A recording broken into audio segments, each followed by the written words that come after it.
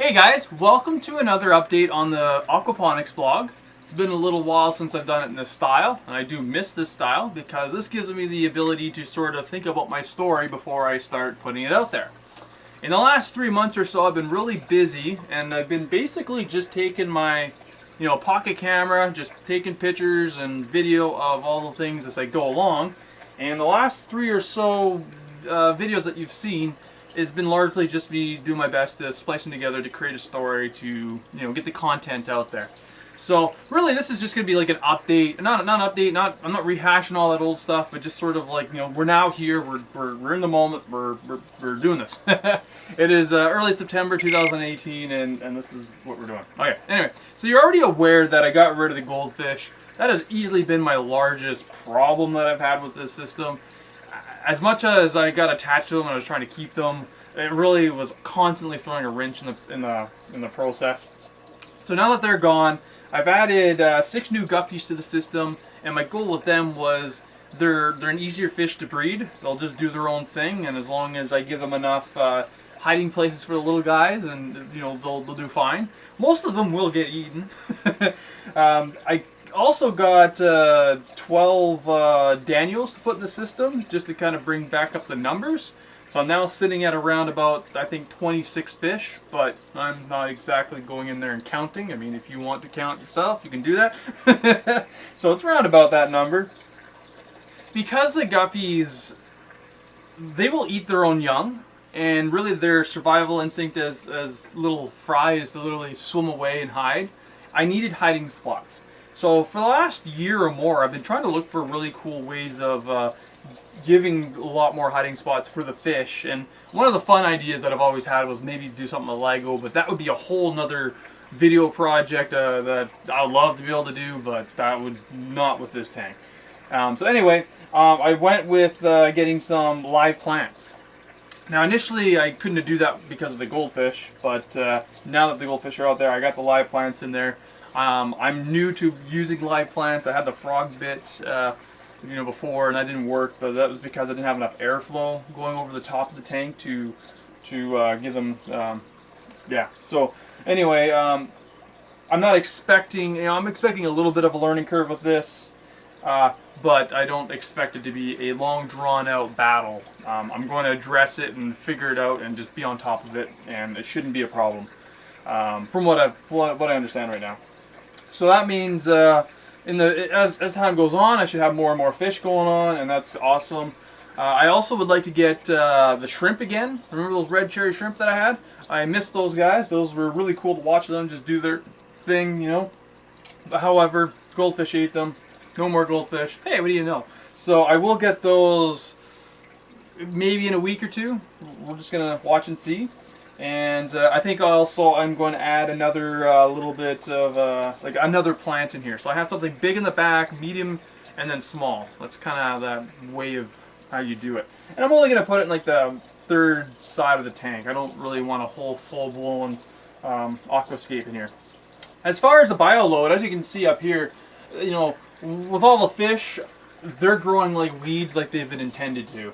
With the goldfish, with all the problems, with all the delays in the development of this project, learning the video side of things has taken up a lot more time than I anticipated, but it's been fun, and I do have fun with it, but it does mean that time wasn't spent on this, and that's something I really want to get back into doing. So I do got some cleaning to do in here. I do want to add a spinach plant or something, because I'll eat the spinach. This stuff, I'm not a chef.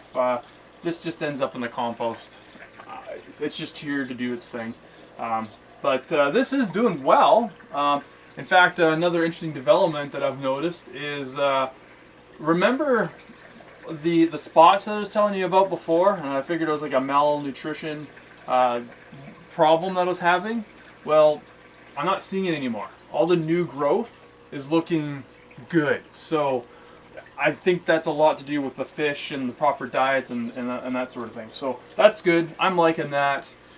I'm not seeing any, that's good. I also removed the air bubbler from out of the system. I didn't like it. I thought it looked messy, and I think the fish didn't like it. It was scary or something. I don't believe I need an air bubbler in this system, But because I have no way of testing for the dissolved oxygen levels in the tank, I figure I'll still keep it. So I threw it in the sump tank and it does its job. I also added in the heater since the goldfish have been gone. That was another problem. The goldfish liked it. The temperature's here, the tropical fish are here, and in between they were kind of tolerating it, and that's where you know, I had it for a while. But now that it's all tropical, it should be a lot easier for me to maintain and keep fish going and healthy. Like really, should have done this a long time ago. Another problem that I noticed that I was having when I was adding a lot of fish to the system is, especially with my underfeeding problem that I was having, is I didn't give them an opportunity to learn where and when to feed. So the ones that knew where to feed, they'd eat all the fish food and that'd be it. That was it. So I've been a lot more diligent on watching them eat and making sure that they do eat, even if that means some of the old ones eat a little bit more. But I can easily offset that by, instead of feeding them twice a day, it's like once a day, right? Like one heavier meal. But anyway, the long story short on that is looking really good. I know I've already mentioned I've got new fish foods. I think one of the original, being a new fish owner, if you will, I want to keep it simple, flake foods and peas and the treat for the bloodworms, right? I figured, that's 3 is good. But I think if I get you know, more biodiversity, I'm going to have to accept that I'm going to need like 5 or 6 different kinds of foods. And as I learn this, it's actually not that hard to feed them different foods. I just thought it was going to be harder, so I was lazy. So you remember when I was having problems with having one water filter? Well, in a nutshell, I got 2 now. There are pros and cons to that system. The biggest pros is it's very easy for me to maintain. Now I still will top it up with tap water from time to time, just to make sure I never have to do a water change, which is the ultimate goal in the system. You know, some things are going to accumulate faster, so that's why the you know, pure water would be good. But I couldn't purely use pure water because these fish do like hard water to live in. So I do monitor that, and I don't foresee a problem. It's mostly just for top-ups. I'm going to wrap it up and look forward to fall being a lot more fun on this. A lot more of seeing like the fun stuff, right? Not the problems, but the fun stuff. And you know, I'm not saying a problem won't come up, but I'm hoping by winter time, the goals and the vision that I had for the system, the thing that, you know, that you will probably want to see, you know, like the accomplishment of it should happen this winter, or even sooner. I mean, I would say that I'm probably on the cusp of it right now. So anyway, enough rambling. Have yourself a good one, and we'll see you in the next video.